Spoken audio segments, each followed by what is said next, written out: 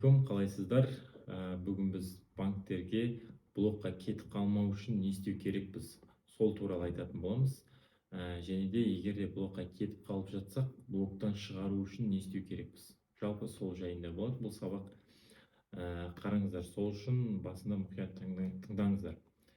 Бұл жерде сіздер Каспий халық жалпы банктерді пайдаланған кезде, банк карточкаларды пайдаланған кезде сіздер лимиттарды толтырып жаңағыдай перевод жасай бермеулеріңіз керек.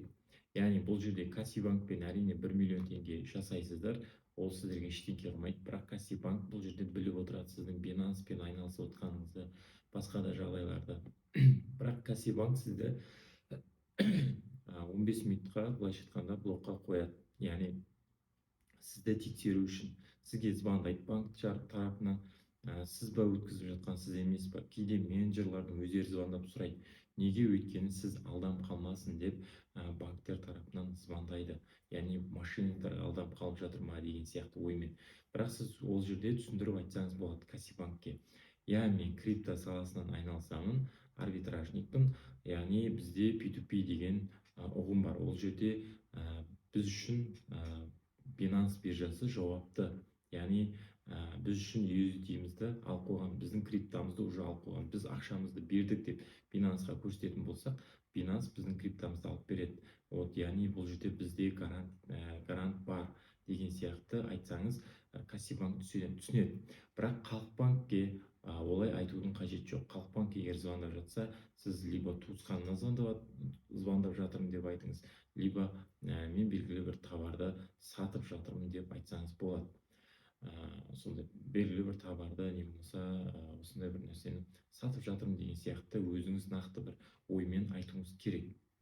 Олар Халықбанк немесе басқа да банктар звондайтын болса, ол қандай жағдайда звондауы мүмкін? Сіздер күнделікті мысалға лимитқа жеткізіп, Халықбанкте 4,5 миллион теңге болса, күнделікті 4,5 миллионды айналдыра берсеңіздер бір банкпен, еще аударымдар көп болса, сізге звондап кетеді.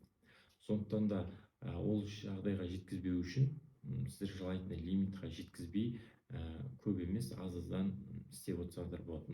Мысалы бір жібергенде 1 миллион теңге, окей, бірақ 2-3 миллионға жеткен кезде уже тоқтатып, ертеңіне жасап, или болмаса ертеңіне сіздер басқа банкпен істесеңіздер болады. Мысалға Порте Жусан деген сияқты бір ғана Халықбанкпен істей бермей, басқа да банктермен ауыстырып жасауларыңыз керек. Жалпы солай. Не болмаса сіздер мерчант болсаңыздар, мерчант болған кезде сіздер туысқандарыңыздың Халықбанкпен, бүгін өзіңіздің Халықбанкпен істесеңіз, ертең басқа туысқанның Халықбанкі деген сияқты жалпы солай істей беруге болады. Бірақ сіздер Қазақстан ішінде классический перевод жасаған кезде сіздер былайша айтқанда блокқа кете бермейсіздер. Өйткені неге? Сіздер Қазақстан ішінде Халықбанктен Халықбанкқа, басқаға деген сияқты перевод жасап отырсыздар. Ол жағдайда көп тексерілмейді.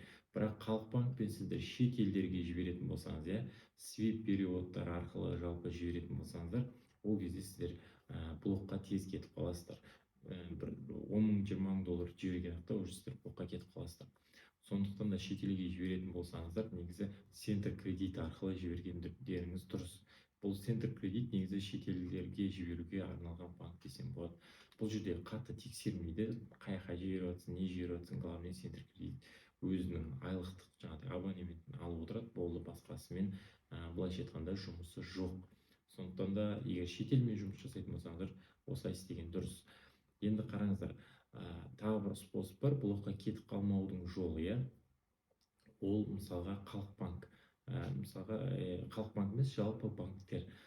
Бұл банктерді қолданып жүрген кезде сіздер банк карточкасымен интернет оплата, комуслуга, болмаса тағы не, бір аяқ киім, басқа киім, бірдеңке магазиндерден сатып алсаңыздар, сол кезде картамен төлеп, яғни сіздің живой адам екеніңізді көрсетіп, сол жерде былайша айтқанда продвижение жүргізіп отырсаңыздар, керемет, ол блокқа кетпейсіз деген сөз. Ондай жағдайда блокқа кете бермейсіздер.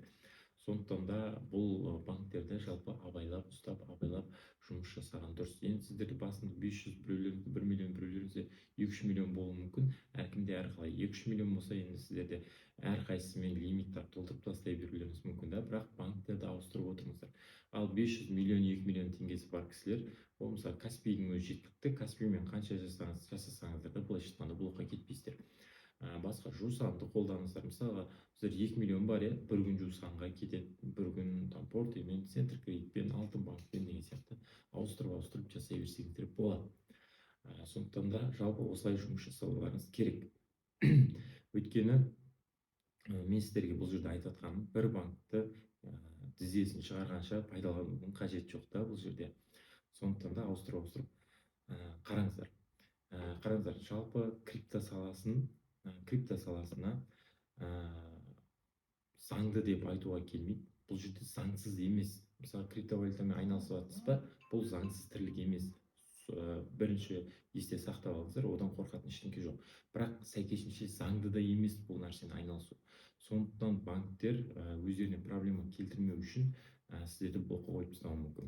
Егер сөйтіп көп переводтар жасалып, жарайды, банктердің блогына түсіп жатсаңыздар, онда не істейсіздер, иә? Онда қараңыздар, сіздер біріншіден подтверждение дохода көрсетесіздер, яғни бірдеңке алып сатып жатырмын деген сияқты. Сіздер накладноймен жасап көрсетсеңіздер болады, проблема емес. Егер блокқа кіріп кететін болсаңыздар, тура солай көрсетсеңіздер, сіздердің блоктарыңызды ашып береді. Бірақ келесіде уже ол банкпен қайталап жұмыс істеудің қажеті жоқ, резко. Сіздер жұмыс істесеңіздер, тағы блокқа кетіп қаласыздар.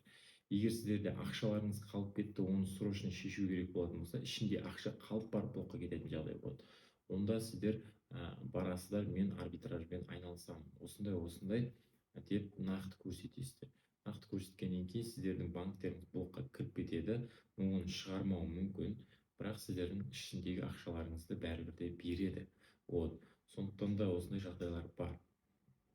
Және де блокқа кетпейтін тағы бір жолды айтайын. Сіздер мысалға Халықбанкке 2 миллион, 3 миллион теңге саттыңыздар, иә? Одан кейін сіз резко Халықбанктен қайтып біреуге сатып жіберіп деген сияқты нәрсе болмау керек та. Хотя бір жарты сағат, бір сағат күтіп деген сияқты ғой, арасын үзіп, бұл банктердің блоктарына кіріп кетпеу үшін да жалпы. Арасын кішкене үзіп, солай пайдалансаңыздар болады да. Сондықтан да резко движение жасамау керек. Резко движение, каждый движение ол сіздер көзге көрініп қала бересіздер. Сондықтан да осы банктерді желательно абайлап қолданыңыздар. Енді басында сіздер 1-2 миллион теңге ол ештеңе емес, мен сіздерге айтайын, спокойно қолданып жүре берсеңіздер болады. Қазақстан ішінде ол бір қатты блокқа кіріп кетіп, үлкен бір жағдайлар болмайды. Сондықтан спокойно қолдана беріңіздер. Жалпы қорықпаңыздар. Халықбанк, Евразийский банк, жаңағыдай порте банктер сіздерге хабарласатын болса, криптовалюта саласымен айналысатын деп айтудың қажеті жоқ. Мен туысқаныма жіберіп жатырмын, танысыма жіберіп жатырмын. Бұл жерде танысыңыздың аты кім, қай жылғы деп сұрап қалуы мүмкін. Примерно соған байланысты негізі жауаптарыңызды дайын тұру керек. Осындай, аты жөні осындай, досым деп айтсаңыз болады. Мен бір нәрсе алып жатырмын, қарыз едім деген сияқты. Или ол сізге жіберіп жатады, ол маған қарыз еді деген сияқты. Аты жөнін айтасыз, жылын айтпай ақ қойсаңыз да болады. Мен жылын білмеймін деген сияқты. Бірақ мен ол танысым, менен қарыз алған, нақты білмеймін деген сияқты. Сондай пример айтсаңыз болады. Аты жөні енді ол сіздер орден ашқан кезде орденде жазылып тұрады, иә. Сол сияқты өздеріңіздің главный ойларыңызды айтасыз. Ол жерде менеджерлар, кейбір менеджерлар солай до конца тексеріп, типа сізді сөзден ұстап алғысы келеді да. Сондай моменттерде главный дайын тұрсаңыздар болады, кез келген сөзге. Болмаса бірдеңке сатып жатырмын деп айта беріңіз. Мен OLX-тан кәдімгі сатып отырмын. Менің алдымнан келіп отыр ол кісі. Мен қазір ғана сатып отырмын ол кісіге деп. Солай айтып отырсаңыздар бола береді. Жалпы солай. Бүгінгі сабақ сіздерге түсінікті болды деп ойлаймын. Егер түсініксіз болып жатса, қандай да бір сұрақтарыңыз болса, чатқа немесе осы жерге комментарийға жазып отырсаңыздар болады. Жақсы, сау болыңыздар.